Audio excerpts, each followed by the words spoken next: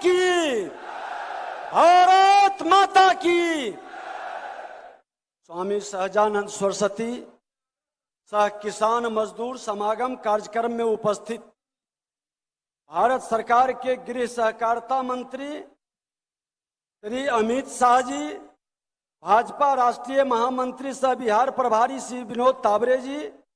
भाजपा किसान मोर्चा के राष्ट्रीय अध्यक्ष श्री राजकुमार चाहत जी, भारत सरकार के गृह राज्य मंत्री नित्यानंद राय जी, भाजपा राष्ट्रीय मंत्री सह बिहार के सह प्रभारी श्री हरीश द्विवेदी जी, भाजपा के प्रदेश अध्यक्ष संजय जायसवाल जी, केंद्रीय मंत्री गिरिराज सिंह जी, अश्वनी चौबे जी, पूर्व केंद्रीय मंत्री रविशंकर प्रसाद जी, रामकृपाल यादव जी, राजीव प्रताप रूढ़ी जी,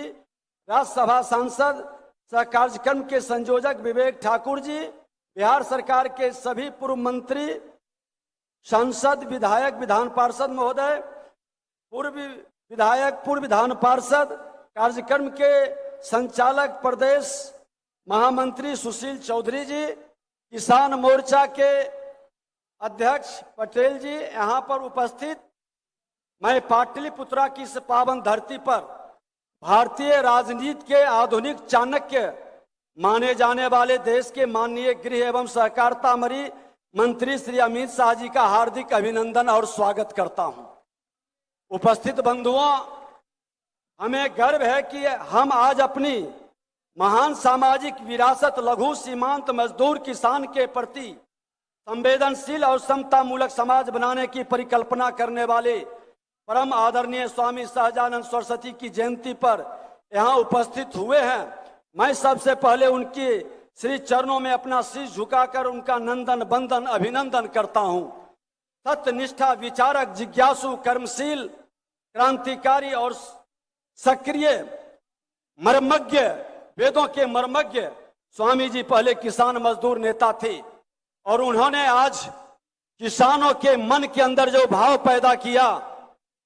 इस क्षेत्र में उस पीरियड में जब जमींदारी प्रथा चल रही थी,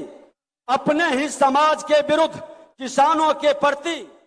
मजदूरों के प्रति अपने भाव को प्रकट कर करके लोगों के बीच समतामूलक समाज बनाने का कार्य किया और उसके सबसे बड़े अनुयायी बिहार के प्रथम मुख्यमंत्री श्री बाबू ने उनके सपना को साकार करने के लिए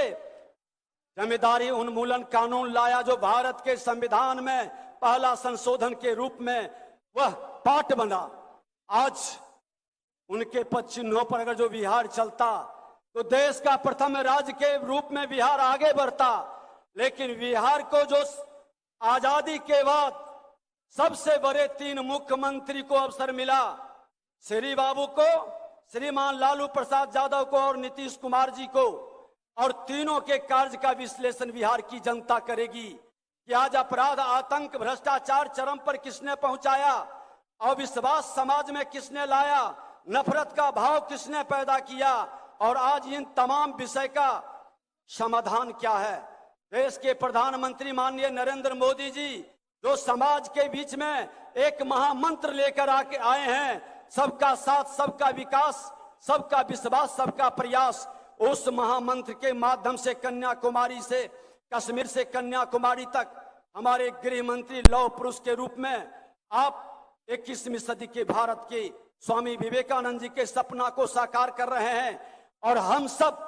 एक सामाजिक सैनिक के रूप में तुलसी के पत्ते की तरह भारतीय जनता पार्टी का कार्यकर्ता, पत्ता बड़ा हो या छोटा, सबका मान बराबर है, आपके साथ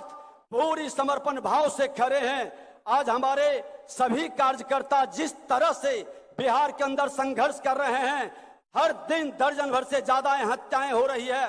जहां तक बनता है मैं सारे हम लोग मिल करके आंसू पोंछने का काम कर रहे हैं, लेकिन बिहार के मुख्यमंत्री जी लालू प्रसाद जी और नीतीश कुमार जी एक दूसरे को ठगने में लगे हैं, बरगलाने में लगे हैं। और जिस तरह से भय का वातावरण आप बना रहे हैं, जिस तरह से हमारे नौजवानों पर लाठियों की बौछार हो रही है, जिस तरह से आप नौकरी देने के नाम पर, नियुक्ति के नाम पर घोटाले की वातावरण बना रहे हैं और एक भय के वातावरण के कारण समाज हमारा कहीं न कहीं पिछड़ते जा रहा है। लेकिन हम अंत में एक ही चीज कहना चाहूंगा